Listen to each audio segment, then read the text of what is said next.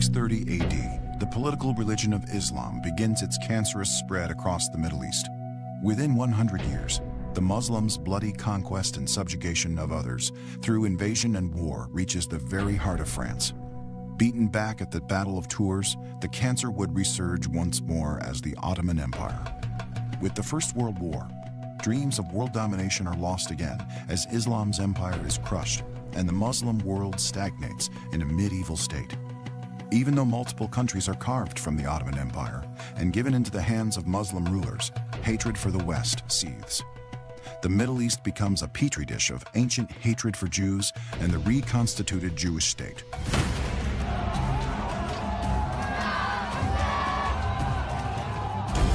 In the late 1960s, the Soviet Union finds an ally and thus begins an exploitation that reverberates to this day in one of the greatest campaigns of disinformation, an insidious formula to undermine and destroy Western civilization, a strategy still at work today. Prepare yourself for an eye-opening revelation as we unravel the world of disinformation. Disinformation is a kernel of truth around which you weave a tissue of falsehoods. And that twist with a lie is disinformation. People have manipulated. The media is manipulated and manipulating. Disinformer has no respect for means. Disinformation has a very long-term strategic objective. An influence campaign to influence American attitudes, to influence public opinion. Disinformation appears to come from a trusted source. A lie buys a government. Disinformation flows from the delusion that you can change the world. Very sinister.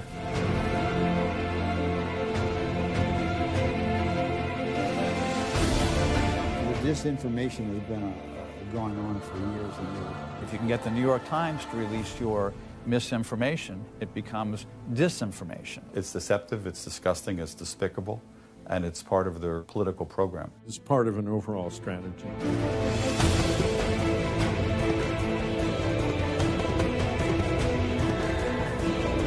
We see disinformation as a way to sidestep us, particularly in the intelligence world. Disinformation has been part of the art of war going back to ancient times. Disinformation is pervasive. It's pervasive in our society and in our culture. It's a form of psychological warfare.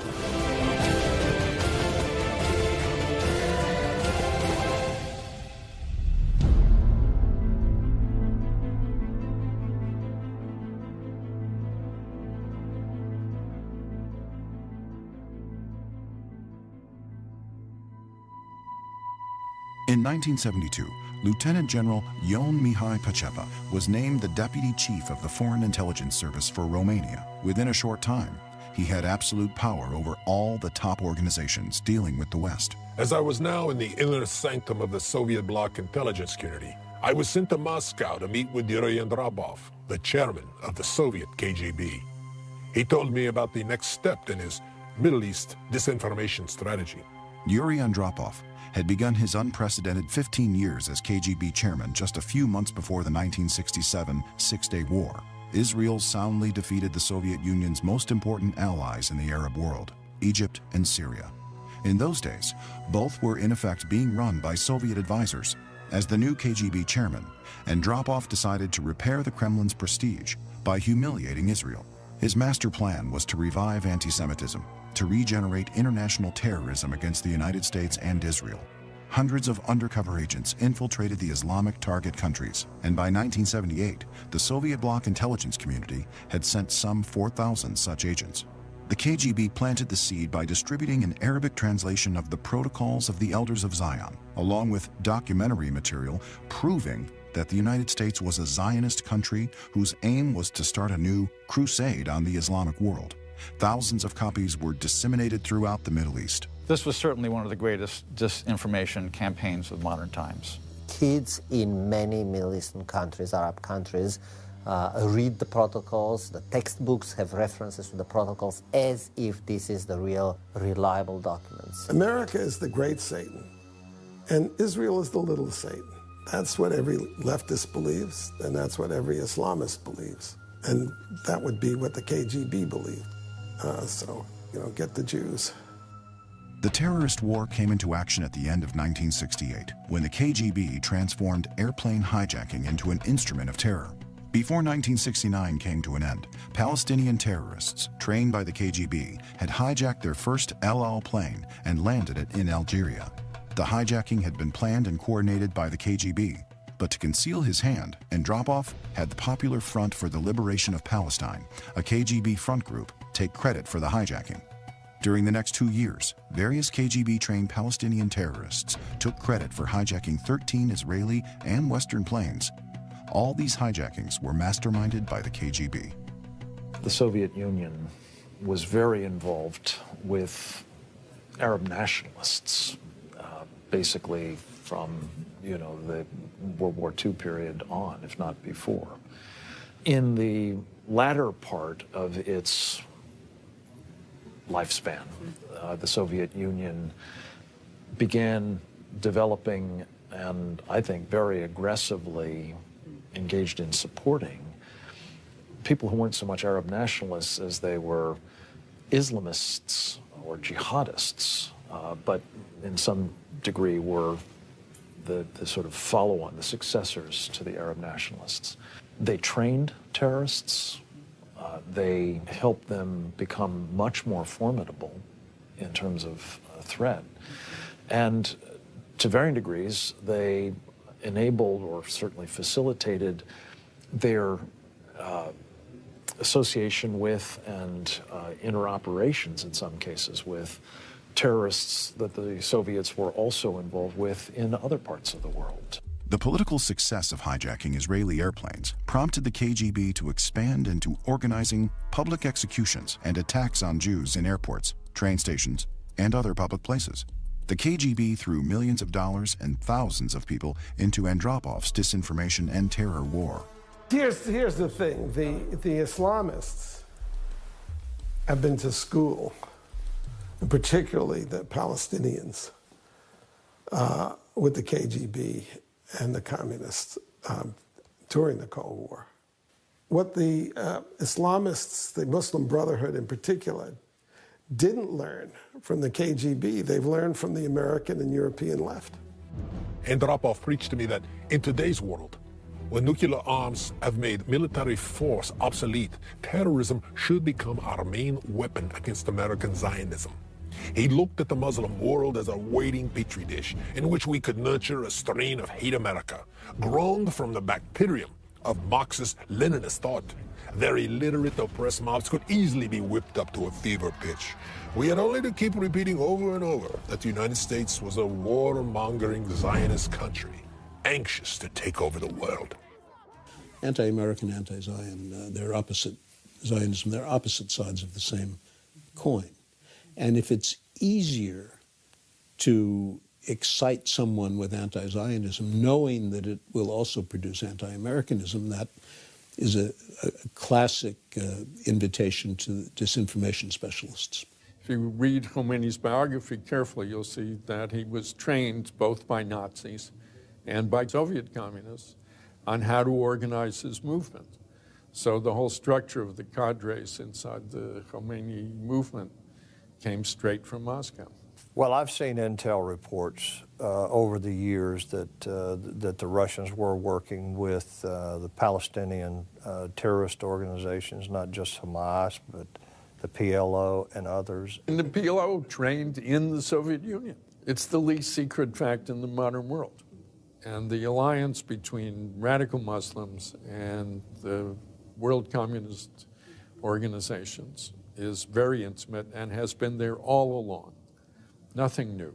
And why not? They have a common view of the kind of society and government they want to have, totalitarian, and they have a common enemy, us. What's quite striking as we flash forward to today is the ways in which one of their clients, the Muslim Brotherhood, has emulated and frankly improved upon, is targeting all of the civil society institutions in this country and our government for the purposes of subverting us and ultimately achieving their victory. If you look at the Palestinians in Gaza and the West Bank, their heroes are Nazis. Their heroes are people who kill people because they're Jews, not because of anything they did, just because they're Jews. Their children are taught to hate Jews and want to kill them. The cumulative effect of distributing millions of Arabic translations of the protocols in Arabic over 20+ years throughout the Islamic world may be self-evident.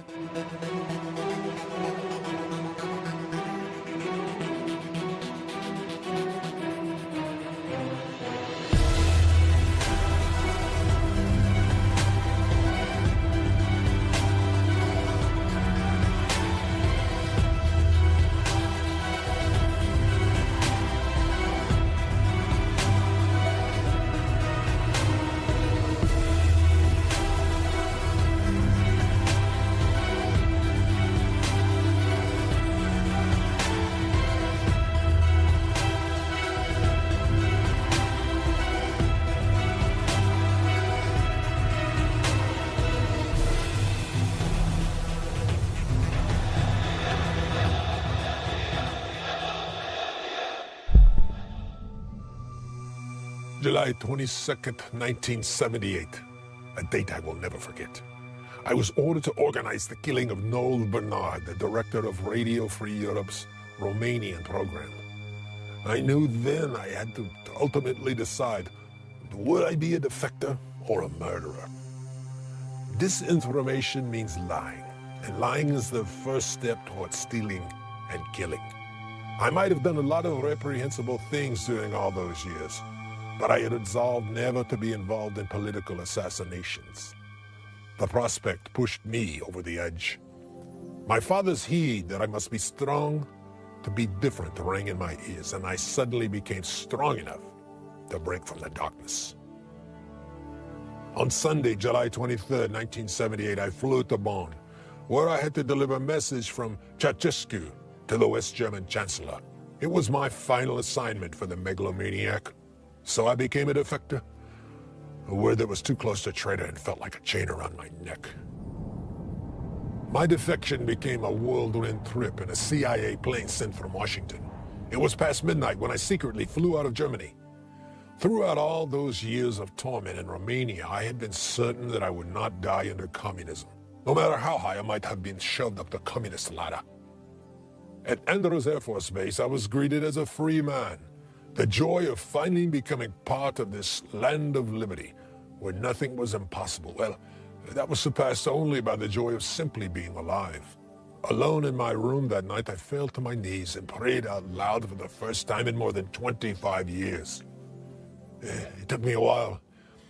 It was hard for me to find the right words to express my great joy and thanks to the good Lord. Forgiveness for my past life, strength for my new life, that's all I asked for. General Ion Mihai Pacepa defected in July, and that changed everything. He's the senior defector from the Cold War, two-star general, advisor to President Dictator for Life Nicolae Ceausescu. I was involved in debriefing the general for years. When a person defects, you ask what they know, what knowledgeability they have, microwave transmissions, scientific, technical, whatever. And he said, in 5 years, I'll begin to forget things you haven't yet asked me. And he was right. So he knew it all. The first time I heard the name of Ion Mihai Pacepa was in 1978, listening to Radio Free Europe. It was in the summer of 1978, and they announced that the head of the Romanian Foreign Intelligence, advisor to President Nicolae Ceausescu, General Ion Mihai Pacepa, defected to the West. I called a friend of mine, and I said, let's get together. I said, have you ever heard of this Pacepa fellow and so on? So I said, oh, nobody talks about him. He was a very, very big shot. General Pacepa had, as we know, a crisis of conscience, a change of heart, and he eventually came away from the dark side and came to the U.S. and helped the CIA to figure out the communist world. Listen, I have to say that Pacepa is one of a handful of people in my life who has given me a fundamentally different and accurate understanding of the way the world works. He's illuminated the history of the modern world to me. Before he defected to the U.S., he never had contact, My understanding with U.S. intelligence, not with me, not with the CIA, when he decided to jump, it was everything or nothing. That's important. Before he defected, he had a trip that he arranged to all the Eastern European intelligence chiefs, just to talk about how you're doing, what kind of things you have. He would tell what he had, they would tell, Hungarian, the Czech, the Polish. So when he came out, he was that much more valuable because he knew those countries' information as well. I mean, that's a big deal. So how far in advance did he plan it? Well, like, oh, I just thought of it overnight. No, that's a months in advance trip. I have publicly supported the idea that what General Pacepa did in 1978 was a service to the Romanian people. He didn't betray Romania or the Romanian nation. He betrayed a despicable terrorist dictatorship. And I think that in so doing, he helped the survival of the idea of honor in the history of Romania. Soon after Pacepa's defection, Ceausescu imposed 2 death sentences and decreed a bounty of $2 million for Pacepa's death. Terrorist leaders Arafat and Gaddafi set $1 more million reward each. The first major attempt to kill me in the U.S. was codenamed Operation 363, and it used Carlos the Jackal as the would-be assassin. Thanks to the CIA, Carlos was unable to find me. Although Pacepa had been granted asylum, much of the information he gave the Carter administration was dismissed. The disinformation campaign that he'd helped launch to create a westernized image of Ceausescu had worked. Jimmy Carter had determined that he could end the Cold War by welcoming Ceausescu as a new type of communist, a democratic communist. The State Department and administration helping Romania to maintain its most favored nation trade status did not want to hear or believe what I disclosed. In my eagerness to blurt out what I knew about the inner workings of the Soviet bloc's disinformation machinery, I immediately reported that Ceausescu's glorious image in Washington had been handcrafted by the KGB. That was not good news for President Carter, who had just 3 months earlier had publicly hailed Ceausescu as a great national and international leader. Thus, Carter alleged that my defection had been concocted by the KGB to destroy his excellent relations with Ceausescu. Ceausescu was unaware of Carter's distrust and dismantled much of the Warsaw Pact's spy service in the West. It was not until the election of Ronald Reagan that Pacepa was able to impart his valuable information to the West. I came here right before Reagan. I remember being interviewed at the beginning. People said, oh, you're from the former Soviet Union, you were a dissident, what do you think? Who's going to win? And I said, that's obvious to me, Ronald Reagan. And this is before it became clear that he has a good chance. They said, really? Why? I said, finally, we have a president who gets it, who understands what the real evil is. The Soviet Union is not joking. They work 24/7 to destroy the world, to take over the world. They're not joking. They mean it. I meant it. Millions of people are willing to die to destroy America. With God's help, we can and will resolve the problems which now confront us. And after all, why shouldn't we believe that? We are Americans. God bless you and thank you. Thank you very much. So is that every time he wrote an LHM that came from Pacepa, it was going right to Reagan. So the headquarters and the West Wing of the White House, through his national security advisor and to the president. Well, it made me write them really as carefully as I could, make sure we had it all straight, especially because we were debriefing in Romanian. But that's the intensity and the level of consequence. Let us be aware that while they preach the supremacy of the state, declare its omnipotence over individual man, and predict its eventual domination of all peoples on the earth, they are the focus of evil in the modern world. In 1987, Pacepa's book, Red Horizons, allowed the world to see Ceausescu naked, the way he really was, an assassin and an international terrorist. His life of outrageous luxury was paid for with money obtained from the illegal sale of human beings, arms, and drugs. Ceausescu was probably one of the most evil. It was darker in Romania, both kilowatt and evil-wise, than it was even in Moscow. Ceausescu was a very evil man, and his wife, Elena. But when Pacepa asked me, I read his book, and later I took Pacepa's book down to the White House and gave it to the president. And that helped change the issue of most favored nation trading status. He would later call it my Bible for dealing with dictators. Ceausescu had cleverly devised a system he named the Horizons to dupe the West into believing that he was a different sort of communist, and that Romania, therefore, was a different sort of communist country. The big lie: Romania was independent of Moscow, more interested in trade with the West, and less repressive than other Soviet bloc countries. In 1988, Red Horizons was serialized on Radio Free Europe and heard in Romania for the first time. Pacepa's book revealed the damnable corruption of the Marxist government of Romania in great detail. And I remember being in Romanian homes where they'd close the curtains and they'd get on the ground and turn on that radio frequency, and they made sure even their kids weren't home because kids informed on parents. And when Pacepa's book came out and Pacepa's revelations, it was like it gave power to the powerless. I can't even explain. Romanians were, I've never seen such, it was like finally, someone that people will listen to has made known of our suffering and our oppression and our plight. I knew instinctively this was going to be the beginning of this, the end of this regime. It was like, a drop of water to an army that was just sleeping. I have always said that Red Horizons is the single greatest portrait of a communist society that I've ever read.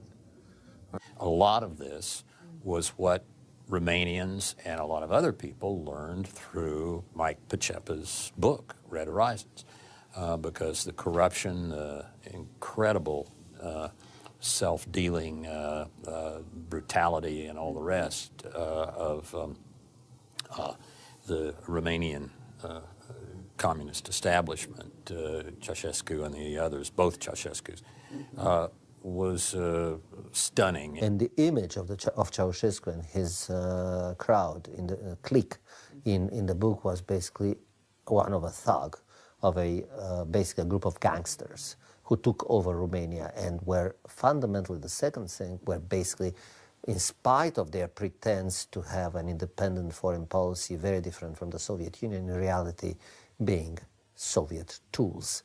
That shattered the whole edifice, the whole world of pretense, including the immense amount of disinformation that Ceausescu and his crowd were producing and disseminating in the West. Across Europe this wall will fall, for it cannot withstand faith, it cannot withstand truth. Mr. Gorbachev, tear down this wall.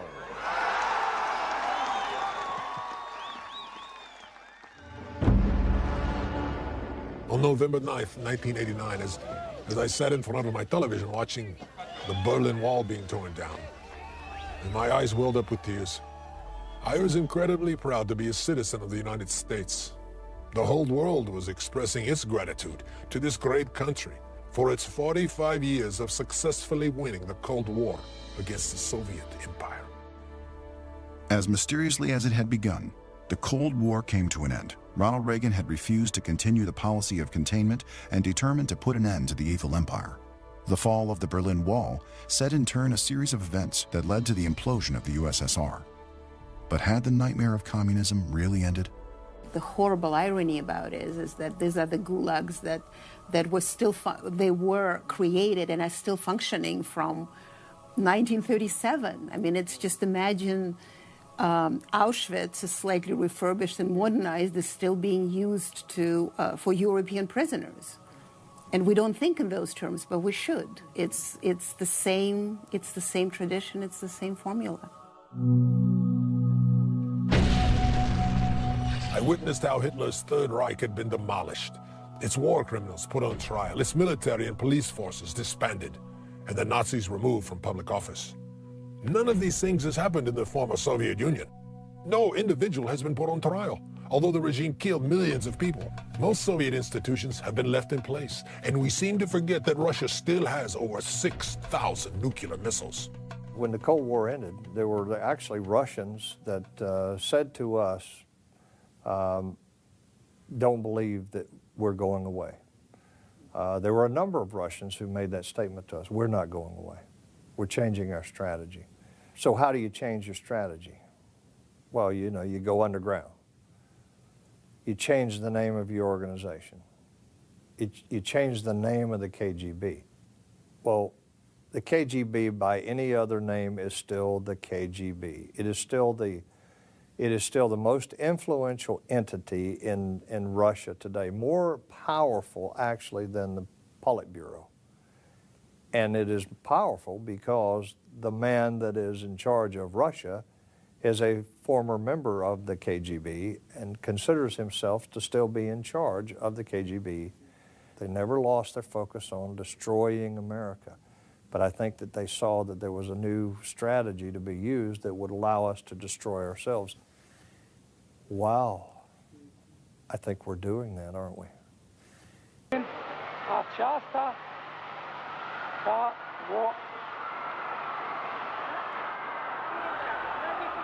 In December 1989, anti-government demonstrations began throughout Romania, and a revolt spread across the country.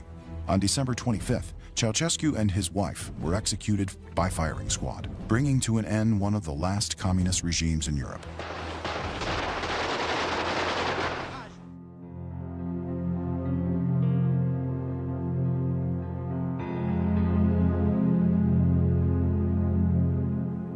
A Romanian newspaper concluded, the publication of Red Horizons played an uncontested role in revealing in all its hideousness the true face of a dictatorship, which with diabolical cunningness had managed to outfox a part of the world.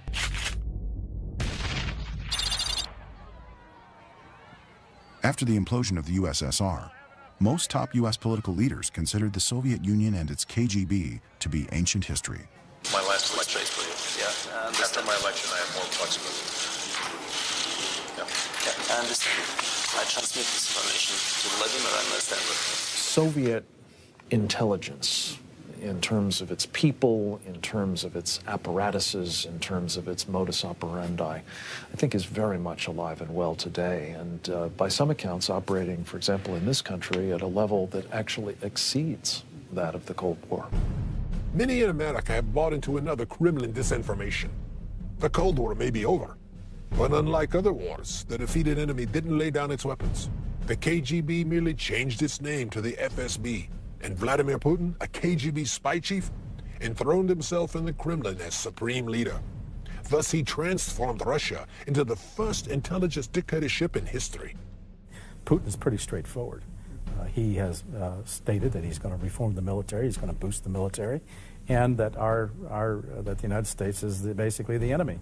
The fact that we dismiss that or try to low-key it, and downplay it is actually a disservice to us. And I think it's all part of the whole political reset approach that we want to take with the Russians. And there's a lot of political reasons for doing that, such as the Middle East. In August 1999, only days after Putin's appointment, the KGB's framing machinery went back to work. When Putin was in Germany, they like to say that he was like Peter the Great. He saw Europe, he saw the rest of the world. He was in East Germany, doing a scam in East Germany. He didn't see the rest of the world. He didn't see London and the US and places you need to see to become worldwide and understand it. They're very, very contained in that. But my view is it hasn't changed. But the concept of disinformation, I'll give an example or so that it's much bigger than what we would think. Not just because General Pachepa has said how many hundreds, thousands of people are involved. More people than are in the FBI, for instance, are involved in every aspect with this information over there. I think the instinctive reaction from Putin is to oppose whatever it is that the Western democracies are supporting. He sees us, I think, as essentially an enemy.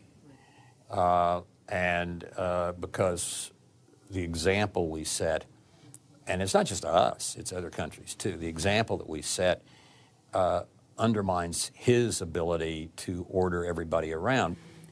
We have to remember that Russia lost its international influence with the collapse of the Soviet Union, and Putin is a kind of mock dictator, small dictator. As a KGB man, Vladimir Putin cannot think any differently. He thinks the same way as Stalin did. He wants that power, and he can have it with that link that he can provide towards it with Ahmadinejad or North Korea.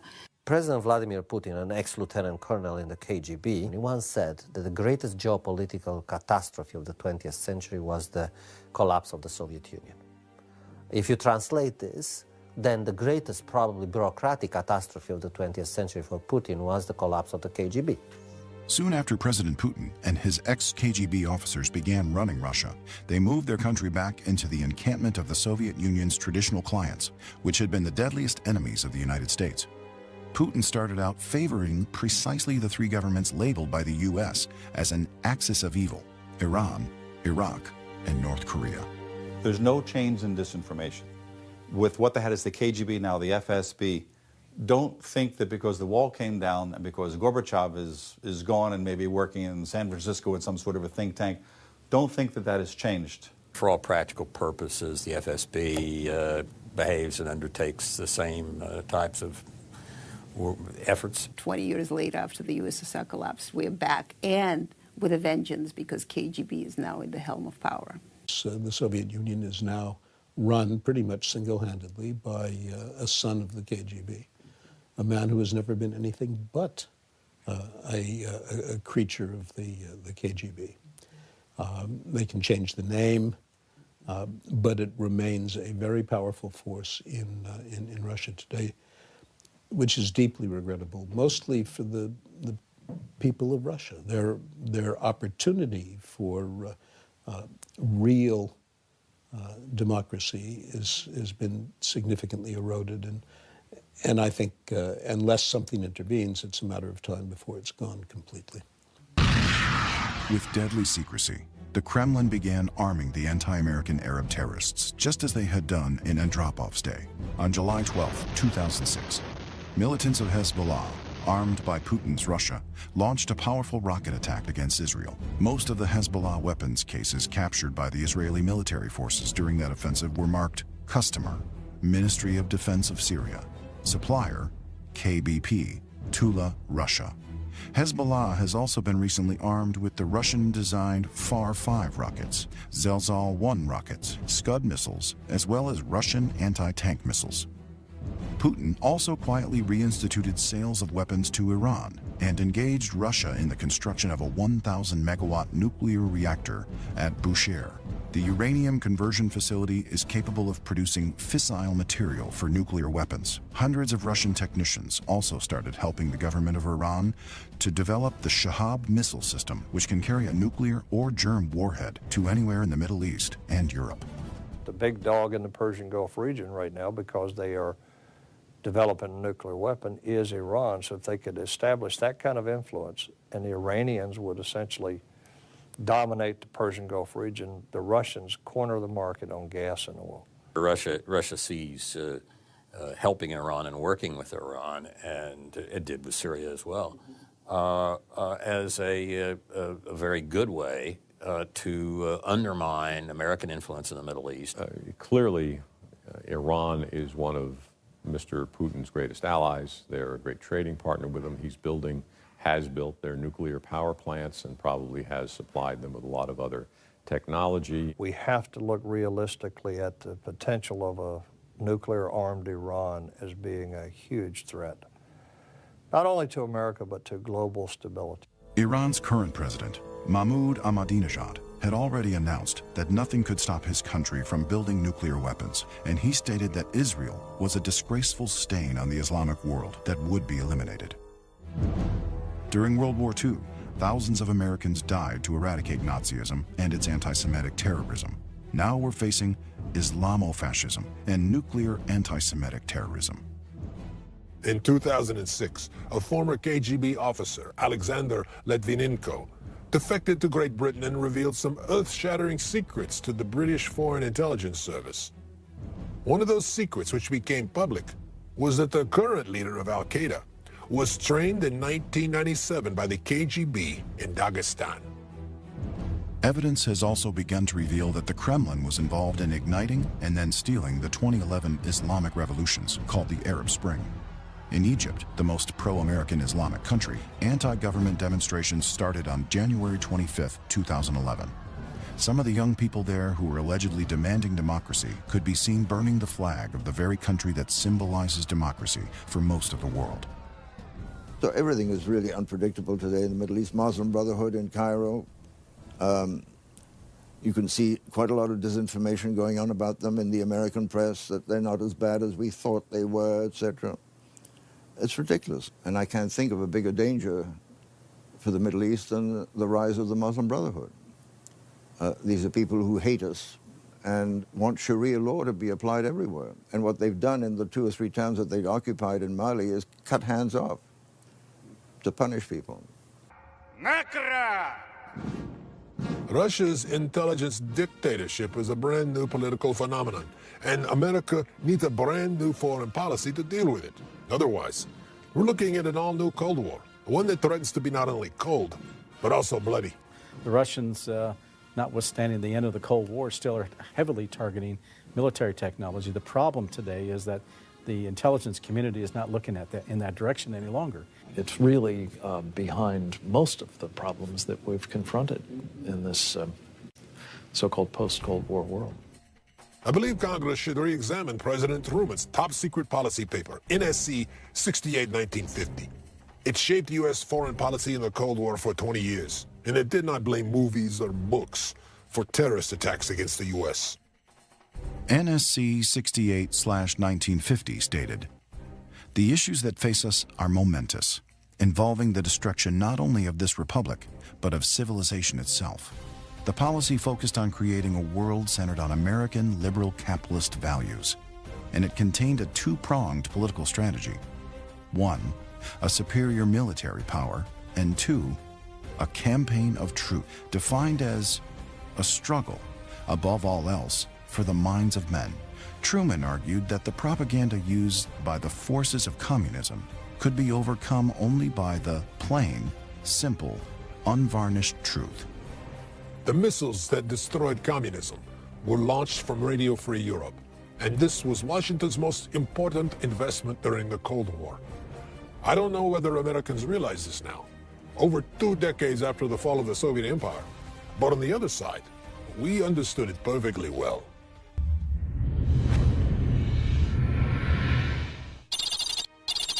4:30 p.m. in Moscow, September 11, 2001. Members of the FSB raised their glasses in annual celebration to the birthday of their founder, Felix Dzerzhinsky. During the revolution of 1917, he established and developed the Soviet state security forces that became notorious for torture and mass summary executions. Dzerzhinsky was named Bloody Felix. In 15 minutes, the agents will have something more to celebrate.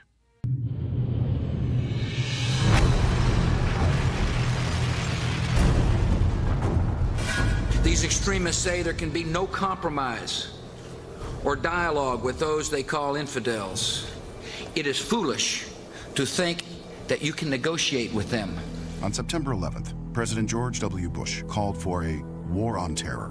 It was a war, he said, that was rooted in ideology, an ideology that followed in the path of fascism, communism, and totalitarianism. The weapon of choice for that horrific act of terrorism that has changed the face of our world? A hijacked airplane, a concept invented by the KGB. This is Yuri Andropov's legacy, the father of a new disinformation era, the father of the age of terrorism.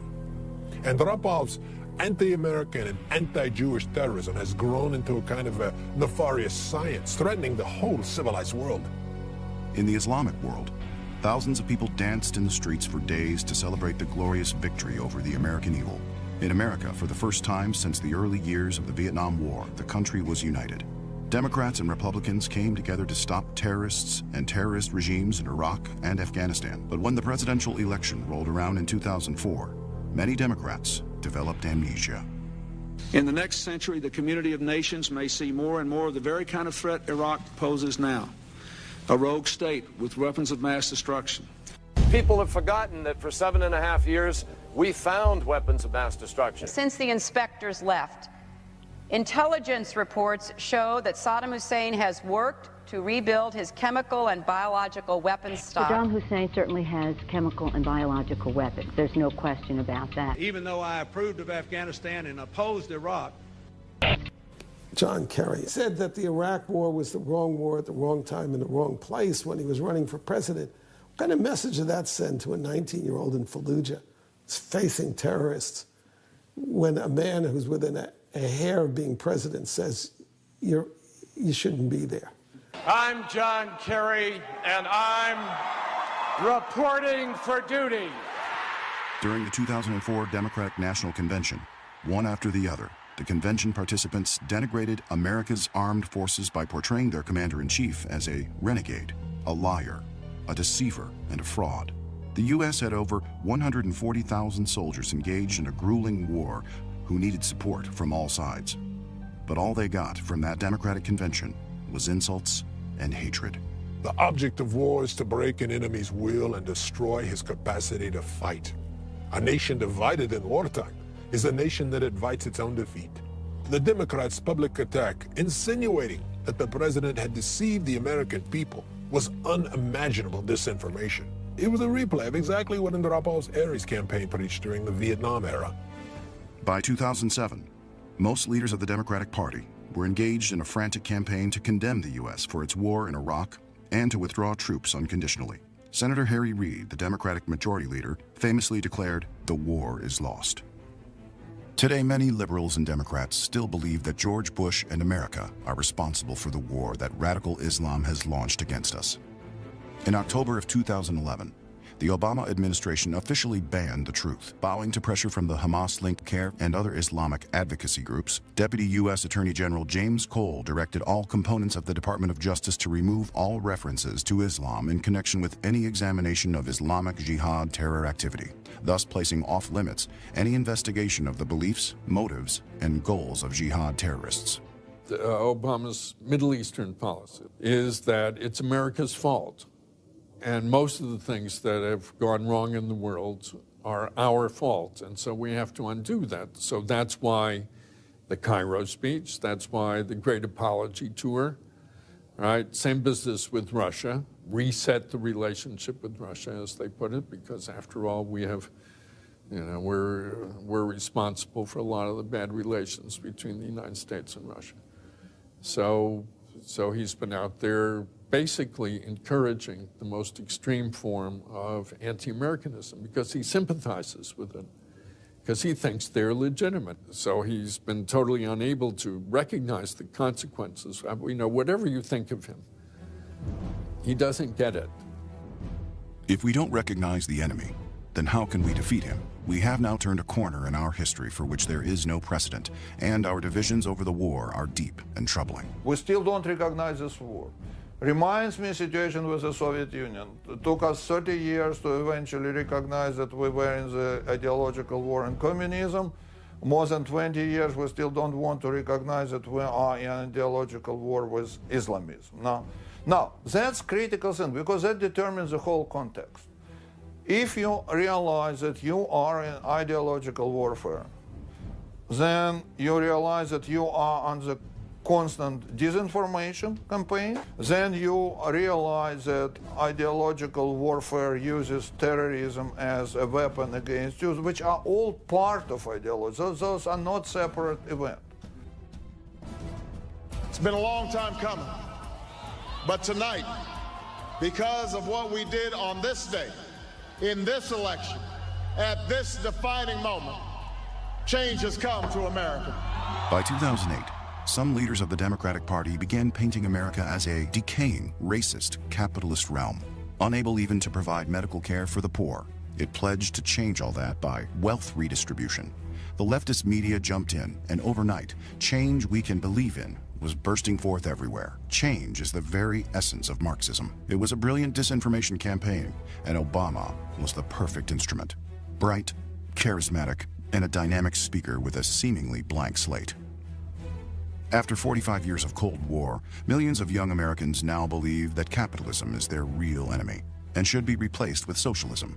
Their new home, the Democratic Party, whose primary 2008 election theme was the promise to redistribute America's wealth. People always love a free lunch. No wonder the Democratic Party easily filled entire stadiums with people who demanded that the wealth of the United States be redistributed. Some of those electoral gatherings looked like Ceausescu's revival meetings. It was a superb show of disinformation. I think it's fair to say that no president in American history has done more to subvert the Constitution. Obama said, I want to transform America. He is transforming America. And there is not enough rebellion, not enough. We need to wake up Americans, get to the young kids before they get brainwashed on campuses. In 2008, Obama's background, associations, and voting record clearly revealed him to be the hardest left candidate ever nominated for President of the United States. Despite the many revelations, the mainstream media remained silent.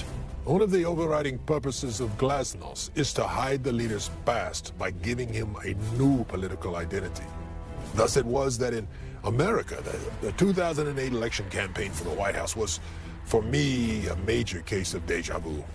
It felt as though I were watching a replay of one of Ceausescu's election campaigns. Just as Ceausescu loved to remind everyone that someone as great as he is born once every 500 years, so did Barack Obama. We are the ones we've been waiting for.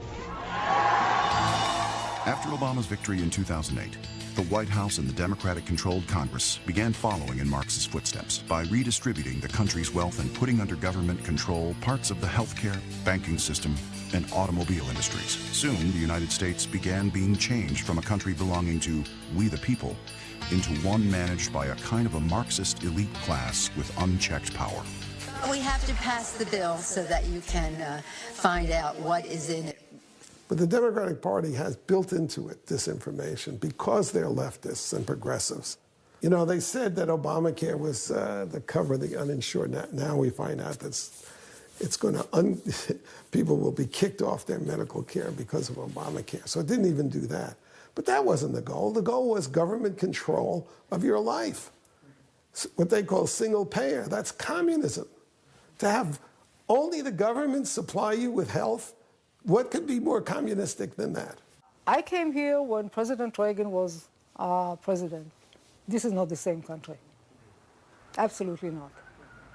When tens of thousands of Americans disagreed, a member of the U.S. congressional elite, Democratic Representative Steve Cohen, called them Nazis. It was a tried and true old Marxist tactic to demonize critics. It was a tactic that Obama would skillfully use on his next opponent with great success. If you got a business, you didn't build that. Somebody else made that happen. This is the core of the Communist Manifesto. Its main task was to frame capitalism as a system based on theft, the demonizing of an ownership class that is stealing the labor of a lower class. If you know the manifesto, you would have thought Marx himself wrote Obama's speech. Communism didn't die with the Cold War. It's alive and well. In fact, it's in the White House. Obama was brought up and spent his life in the same left that I left. Only the worst part of it, the Bill Ayers part. Of course, today's communists are not stupid, and they adjust.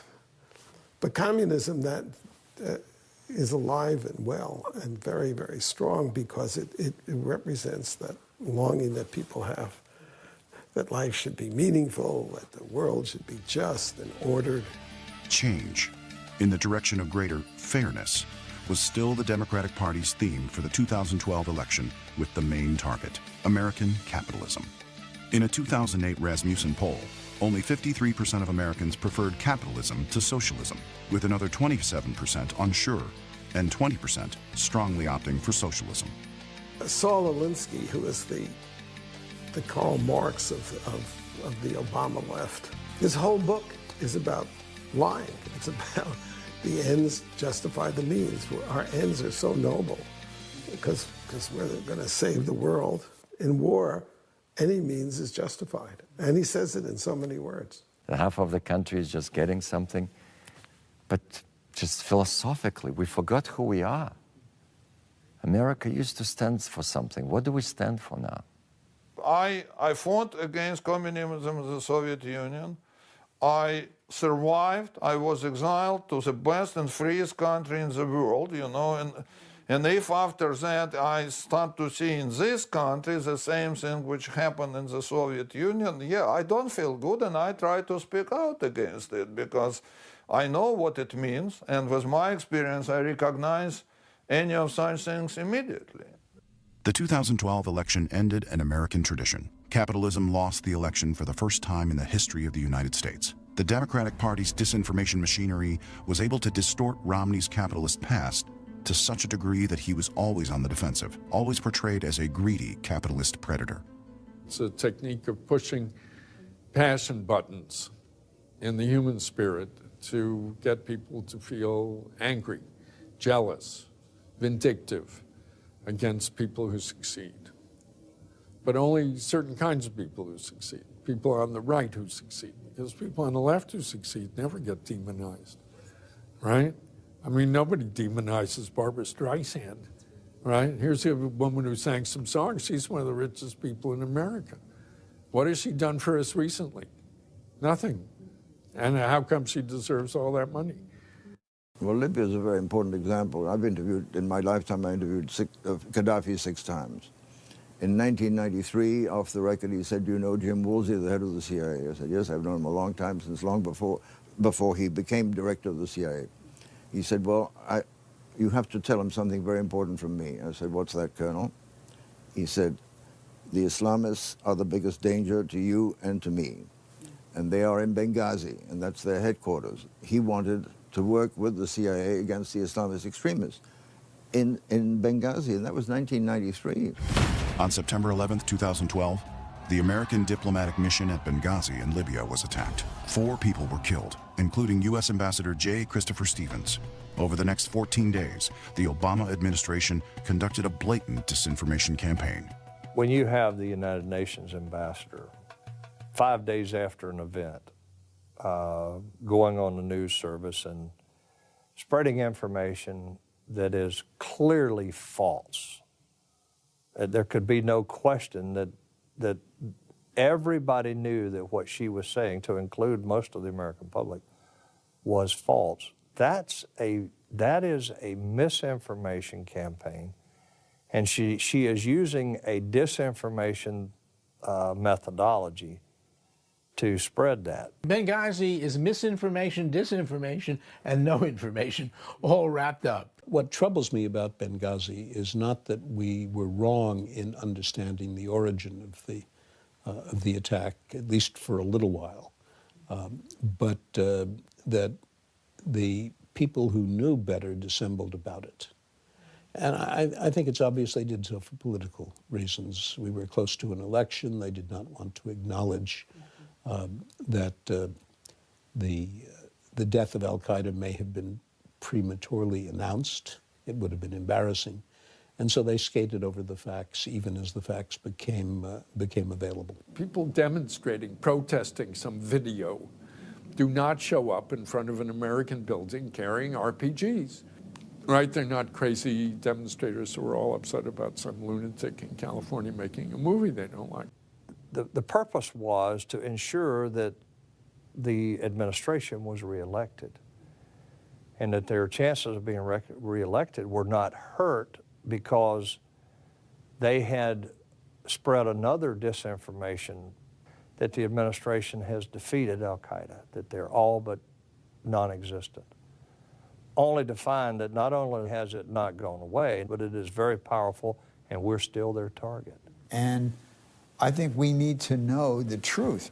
I think for the American people not to have that information would be wrong. And so we're going to continue to push it. Whether or not we'll be successful will depend on you and if the American people call their congressmen. The ultimate expression of this disinformation by the Obama administration was the statement made before the UN General Assembly by the President of the United States, fully 2 weeks after the September 11th attack, in which he again referred to the video, and then he made this statement. The future must not belong to those who slander the Prophet of Islam. Now that's a sentence you could have heard Osama bin Laden, Mohammed Morsi, Ayman Zawahiri, any of these guys say as a justification for their jihadism against us. And it's not just disinformation on the part of the President of the United States. And I'm afraid the Obama administration is prepared to sacrifice our First Amendment rights. Disinformation has become the bubonic plague of our modern world. Water makes a hole in the stone not by force, but by constant dripping. That is how disinformation works. Drop by drop by drop. It takes time. Virtually all of America's major institutions today are way to the left of the public. Now think about this.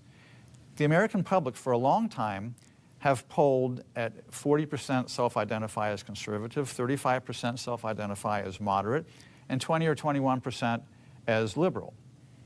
That 40% plus 35% conservative moderate is the center-right majority of America. And yet our institutions, our schools, and especially our colleges, which are absurdly to the left, Hollywood, the entertainment and news media, the foundations and philanthropies, even many of our churches are way over on the left. How did that happen? Antonio Gramsci was this influential Italian communist who made up the phrase, the long march through the institutions. He said that we're going to have to take several generations to subvert, infiltrate, and change all of these institutions. We have a president right now whose watchword was transformation. We're going to fundamentally transform America. Today, a major source of disinformation is spread through conspiracy theories. Many governments in the Mideast take these theories as fact, much like the protocols of Zion are. The most incendiary still circulating revolve around 9/11, with such fabrications that the CIA or Mossad were behind the attacks, and that no Jews died in the Twin Towers that day. People like conspiracy theories. It's kind of a substitute for God. That is, it puts order into the world. There's not random chaos and catastrophe. Everything is ordered because there's a conspiracy behind it. So people are prone, they feel comfortable with conspiracy theories.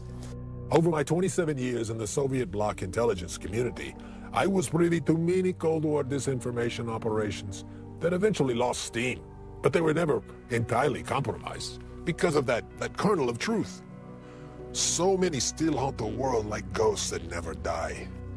It seems that Americans have relaxed too much now, and they believe what they want to believe on the basis of whether or not it's convenient. Americans want to be amused. Now think about it. Muse is to think. Amuse is without thinking. So they'd rather sit in front of the TV and watch a reality show and then take a 30-second soundbite, which could be from the media, it could be a news flash, or it could be a political ad. That political ad, for example, might say, well, the Republicans are for the wealthy and the Democrats are for the common man. And they form their opinion on that 30-second soundbite, and then go back to being amused. Because they make no effort to try and discern the truth. They make no effort to go beyond what is in their comfort zone. So they will believe the lies of the media, and the media does. The media is part of the disinformation campaign. You know, one of the really interesting things, talking about disinformation, is the extent to which we have now permitted not simply programming that would have been, frankly, unimaginable, I think, during the Cold War, in terms of its sympathy for the Russians and its willingness to portray the United States in a very unflattering light.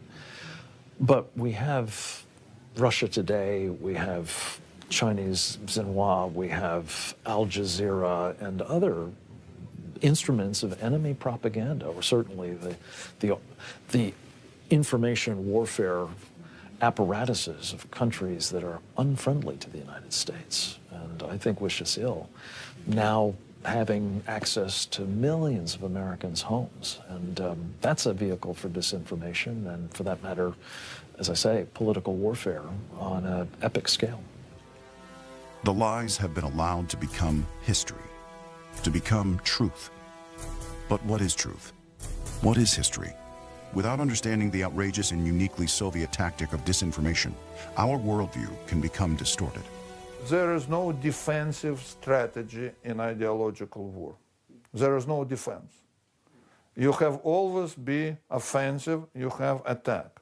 You believe in your own ideas, right? Go ahead, be offensive, attack, promote those ideas, bring it to them. Never be apologetic. Never try to excuse and explain why you have those things. That's absolutely because just you start to do it, people start to have doubts whether you are really right or whether you really yourself believe in those own ideas. Even today, progressives are subtly repackaging the communists' ideas and legacies and passing them on in the curricula of our schools, in the news media, in Hollywood films, on the internet, and on TV. Over the past several decades, American universities have grown into a hotbed of disinformation. I'm very concerned about America. I feel this is not the same America that I discovered when I arrived here in 1980.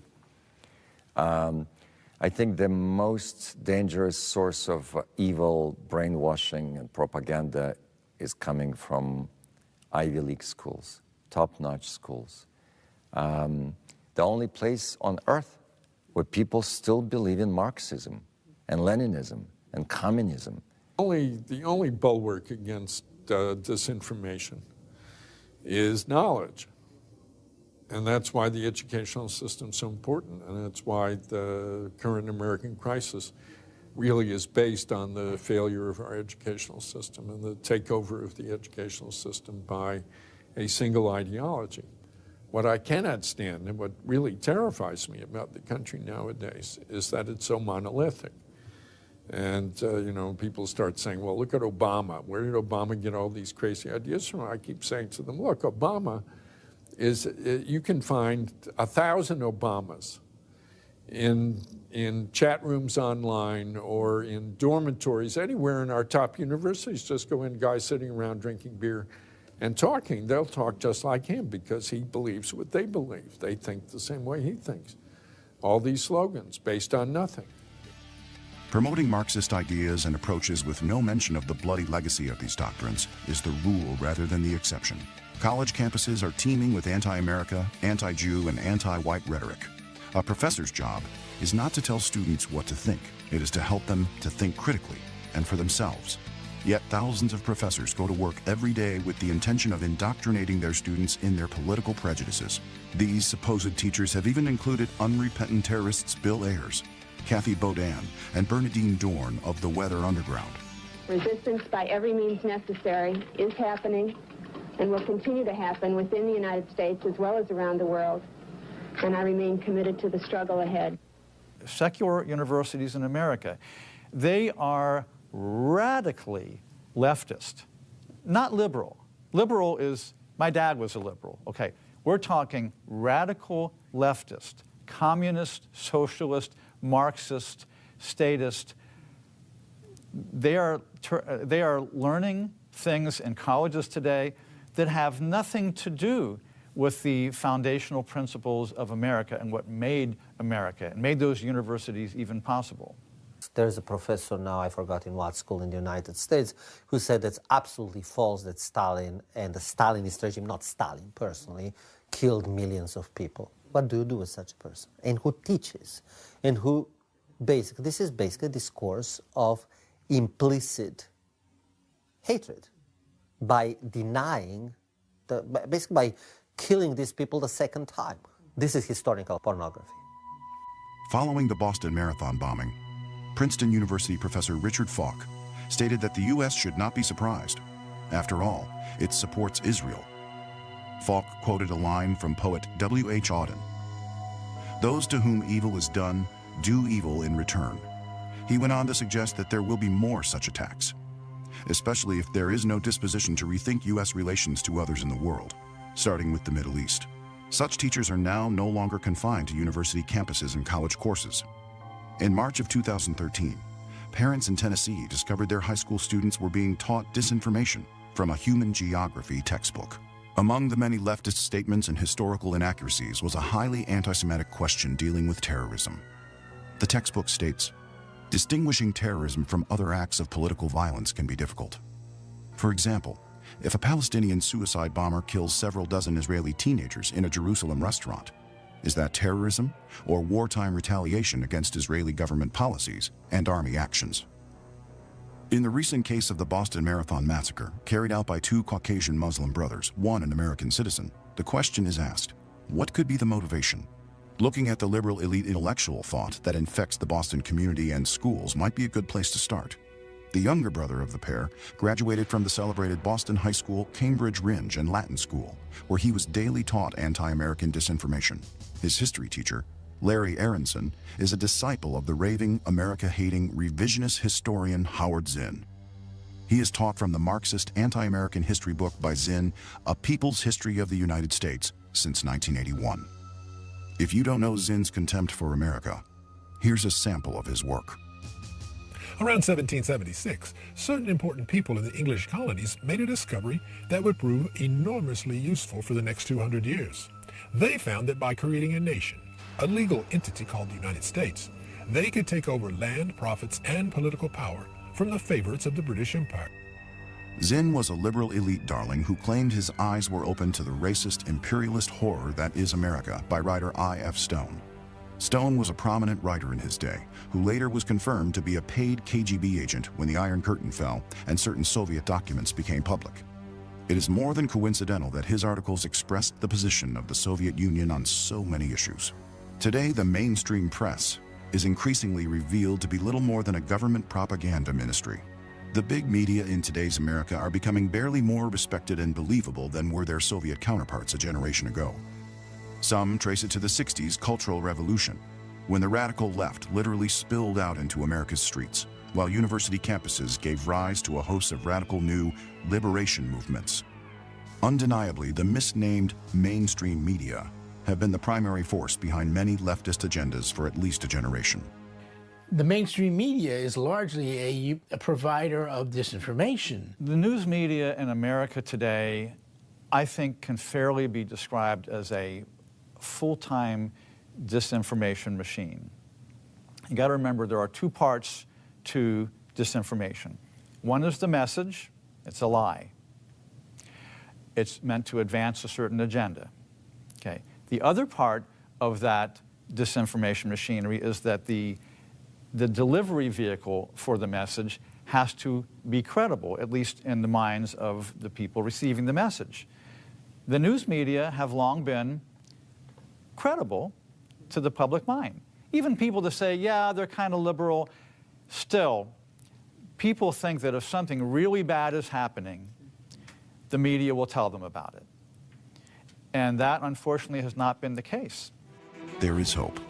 Not the Obama kind, but the real kind. A widespread media revolution is in progress, as millions are gravitating to the new media. Today, you have a very robust talk radio world. You have the internet. I work for WND, which is a big online news organization. Basically, it is a new world where people can go to a news source where they feel comfortable that the basic worldview of the people behind that news source is compatible with theirs. In the 20th century, film and cinema have become the most powerful tools of information and disinformation.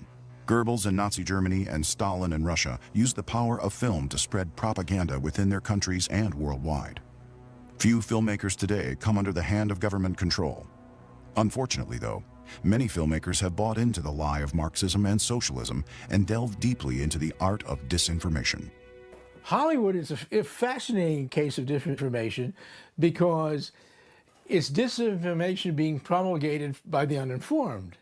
It's people whose minds have already been brainwashed, essentially, then spewing out what they were told by the media to spew out. But the power of Hollywood, because it has a lot of talented people to promulgate this information advertently and inadvertently, is stupendous.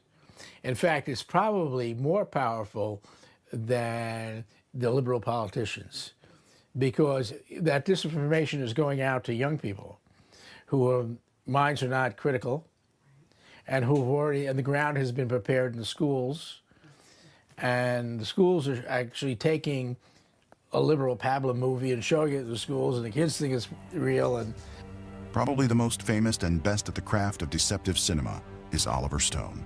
Over the last 2 decades, he has produced a string of films that repeatedly demonstrate his Marxist worldview and spew anti-American disinformation. He could have easily worked for the KGB back in the day. In his Untold History of the United States, America is portrayed as an evil force in the events of the last 75 years. The pseudo-documentary film series evokes overt sympathy for the Germans and the Japanese during World War II, as well as for Stalin himself. It's just total nonsense, and it portrays, again, Comrade Stalin as this poor, misunderstood person. And if we'd only been nicer to Comrade Stalin, things would have worked out so much better. I mean, the Cold War is our fault, according to that. What he's done for Showtime is much more dangerous, because that presents it as a documentary of World War II and says that the U.S. was unfair to Stalin at Yalta and things like that. And first of all, the average viewer has never heard of Yalta. They vaguely heard of Stalin as kind of a Russian bad guy. They don't know anything about any of this stuff. So they've effectively been propagandized. They've been recipients of disinformation. I was sitting down with a woman who's a prominent figure in the Hispanic American community, and she was telling me that she was learning all kinds of things about this country that she hadn't known as a result of Oliver Stone and his research. Historian Ronald Radish calls the Untold History Cold War revisionism and sees similarities to communist author Karl Marjani's book, We Can Be Friends, The Origins of the Cold War.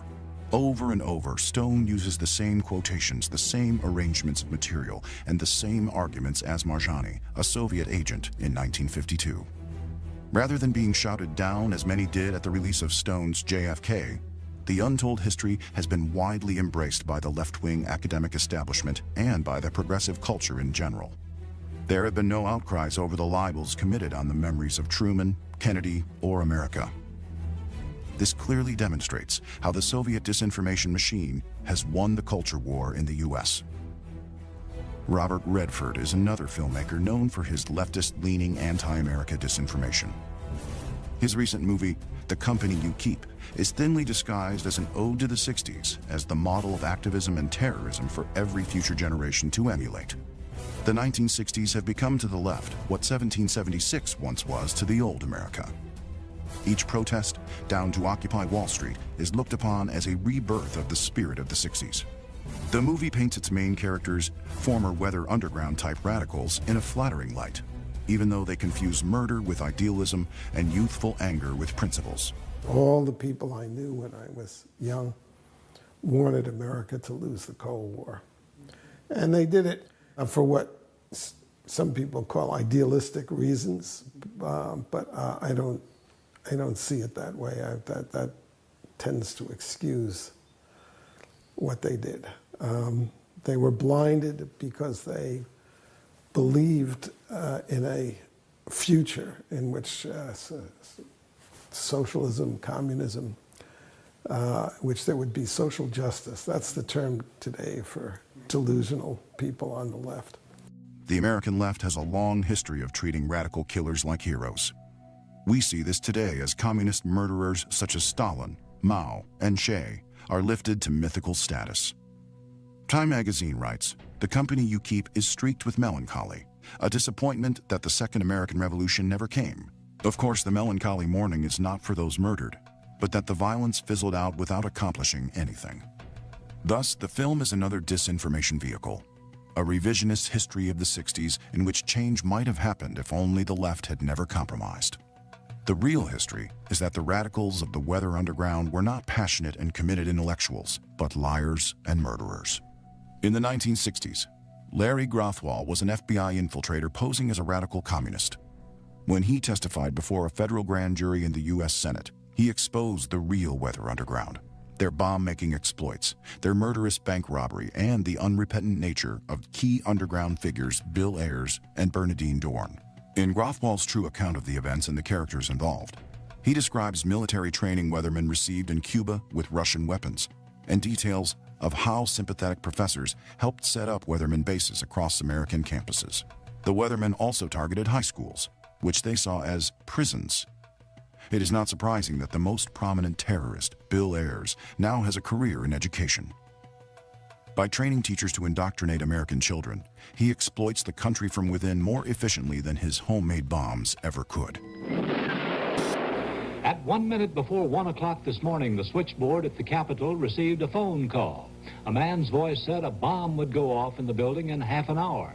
At 1:30 in the morning, it did, in a small, unmarked restroom on the ground floor of the Senate side, next to a barber shop and near several small offices, including one committee hearing room, for a report on the first serious damage to the nation's foremost structure since the British burned it in 1814. Credit for the Capitol bombing was claimed in a letter received by the Associated Press today, signed by the Weather Underground. Ho Chi Minh's birthday was also marked in Washington.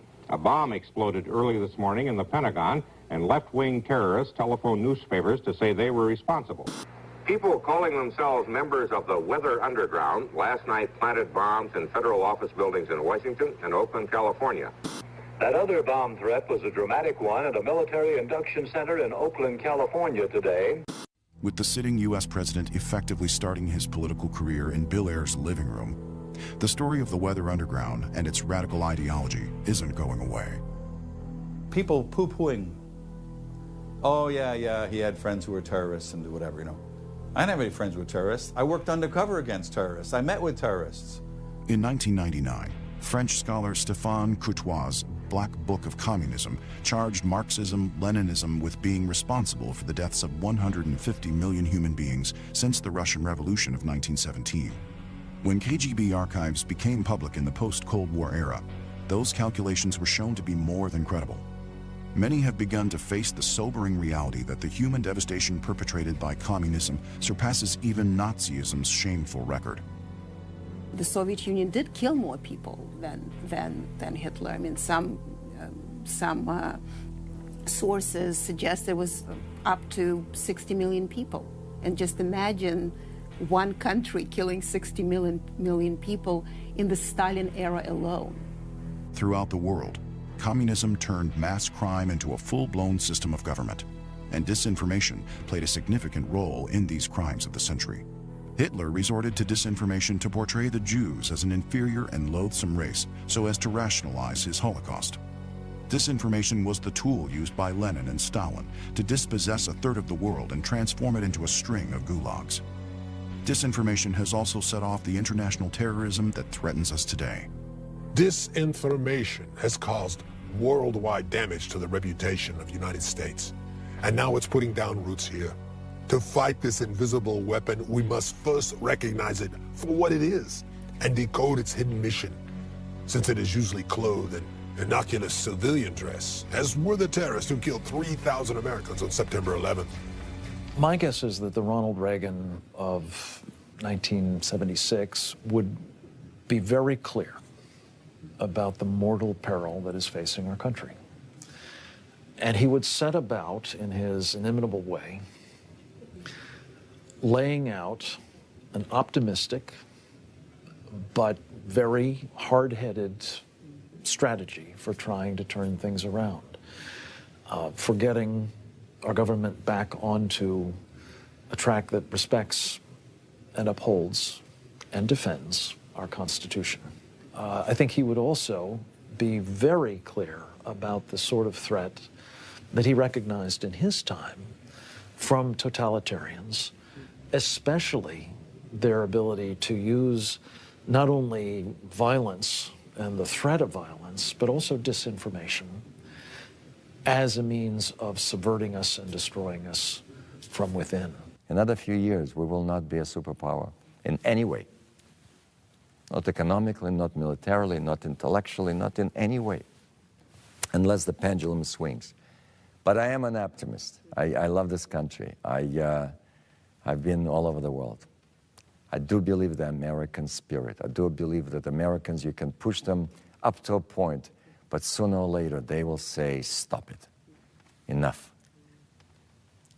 Because when you have on one hand intensive, well-organized propaganda, you know, who repeats and repeats the same thing, and you are sitting passively instead of developing your own propaganda, and I say propaganda can be a very good word, is the things which you try to explain are good things. So propaganda of freedom and democracy is good. Let's put it this way, because it's pretty simple. The late Andrew Breitbart, who was a good friend of mine, said one thing: politics is downstream of culture. And he was 100% correct. By the time you get to the age of voting, your mind has already been filled up with right and wrong and this and that, so many other things that you're not seeing straight. And especially given that the educational system has been permeated by the left as well. So there's nothing more important than seizing the culture. And you're not going to do it in a day because it's really hard. But you got to do it step by step, and if you don't, it's over. I think the circumstances in America are going to force us out of our comfort zone. And then we're going to start looking for truth. And we'll find it in alternate media, we'll find it in the church, and we'll find it among our fellow Americans. With all our being, we must reject Marxism's science of disinformation that has been used so negatively to transform our world. Let us return to the American traditions of patriotism, honesty, and fairness. The United States of America is the greatest country on earth. We must preserve it that way for future generations. That is why I speak out. Winston Churchill said the destiny of man is not measured by material computations. When great forces are on the move in the world, we learn we're spirits, not animals. And he said there's something going on in time and space and beyond time and space, which, whether we like it or not, spells duty. You and I have a rendezvous with destiny. We'll preserve for our children this, the last best hope of man on earth, or we'll sentence them to take the last step into 1,000 years of darkness.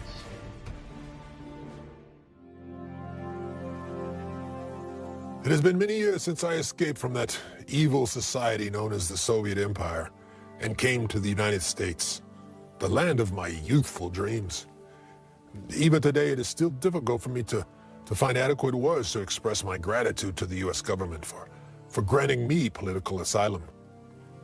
July 28th of 1989 was the most important benchmark in my new life. On that day, I became an American citizen. I paid with 2 death sentences and multiple attempts to kill me for the privilege of becoming a citizen of this unique land of freedom. And I believe it is my duty to help it avoid the Marxist curse.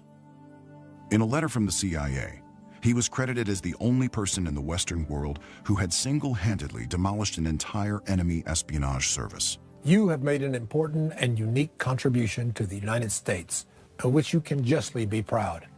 Therefore, it gives me great pleasure on this momentous and solemn occasion to wish you happiness and fulfillment in this country as a U.S. citizen.